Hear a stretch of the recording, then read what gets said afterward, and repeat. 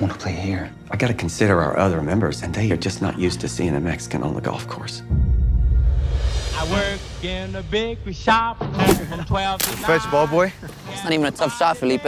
Oh, yeah? Corey says you can't do better. How about that? Joe. Where'd you learn to hit like that? So talk to me about Gene, both like on screen and in real life. Yeah, so I play Gene Vasquez. He's 14 years old. He's the youngest of the 5 boys, which kind of means that he's also the most inexperienced on the team. But that honestly just means he has that much more to prove. And I think in those moments when his team really needs him, he pulls through and he gets it done. And like you said, you know, I was fortunate enough and quite honored to be able to play someone that actually existed. You know, this was my first time tackling a true story, and that was really exciting for me. Got to meet Gene. He came to set in Texas, and that was just an amazing, amazing experience. He got to share all these amazing stories. He got to see the film at South by Southwest with us. Unfortunately, he isn't here with us anymore today, but of course he's here in spirit, and like I said, it was truly, truly an honor and a blessing to be able to play him. Well, Mario, the real Mario in the book, he's the one that came up with the idea of creating a golf course, which was not put in the movie. And also, he was one of the first ones to swing a golf club in the country club that they were not allowed to swing because his grandfather was the grass keeper. He'd mow the lawn there, so they were in there a lot earlier, and he was able to throw in some swings before the actual membership or members came. So yeah, I wish I would have been told in the story because he had a lot of backstory, and yeah, I think it's such a cool thing at such a young age to think and say, well, why don't we create our own golf course? I really got to know, at what point did Cheech Marin come into the picture? Yeah, so Cheech Marin was the last person we cast, and it was a really important role for us because we knew not only how powerful that role could be, but how funny and the levity he could bring and the kind of vibrance that character had in it. So we were looking for someone, and we knew we were looking for a needle in the haystack. An older Latino man who had the gravitas to pull off the role, but also the comic sensibility to make it shine and make it greater than. So when we had an opportunity to work with Cheech, it was, I mean, a dream come true. I'm wearing my Dodgers hat. I'm an Angelino through and through. Working with Cheech has been, I can't believe it happened. He's an unbelievable human, and he really shines in this movie. It was a real gift to bring him, and for him to be the last person to round it out, it's a really special cast.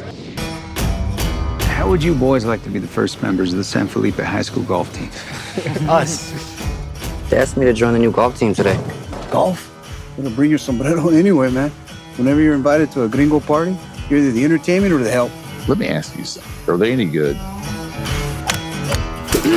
One of the challenges of doing any kind of true story is that you have a responsibility to try to capture what really happened, at least the spirit of what really happened. And so we had real people.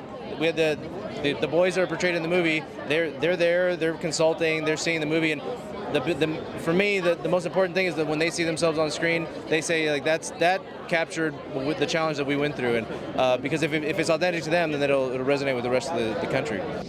Well, it was interesting because I didn't read the book on purpose because the book's slightly different than the script, but I just wanted to, honor that. Even though I play the bad guy, I wanted to honor what this movie's about, which is, you have to have that side, you have to have an adversary, and that's sort of who I represented. So it's just exciting to be a part of it. I think it's a beautiful film. I'm so proud of it. I'm so proud of Julio, who did such an amazing job, and Marla. And it was great being back in Colombia. It was great shooting in Austin because I'm originally from Texas. So yeah, so that was great.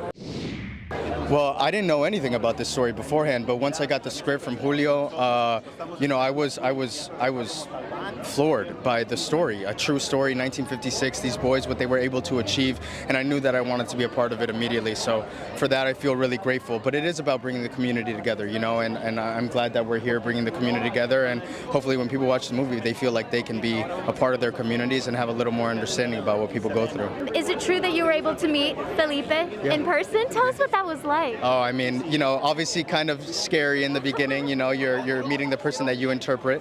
But at the end of the the day incredible. You know, for him to see the movie, I think was my goal. You know, for them to experience the movie, and it brought up a lot of memories for them. And I think that was so beautiful to see through somebody else's eyes that you're able to portray. I don't get that opportunity a lot, and that was really special to me. Initially, when I got the job, you know, as an actor, you know, you're just happy to book a job, and then you find out that it's a true story, and then you add to the factor that it's a Latino story, and then you add golf to the picture, which I love to play. It was a real treat for me to play someone, you know, that was, you know, rest in peace, that was once here.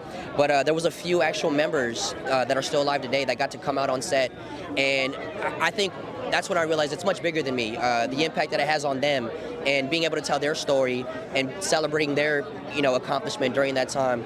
I feel like that's something that you can't buy, and just to see, you know, the looks on their faces, you know, when I met them, they were really proud of the movie, and ultimately that's why I do it for, is to make an impact like that. People need to see us as more than just caddies and cannon fodder.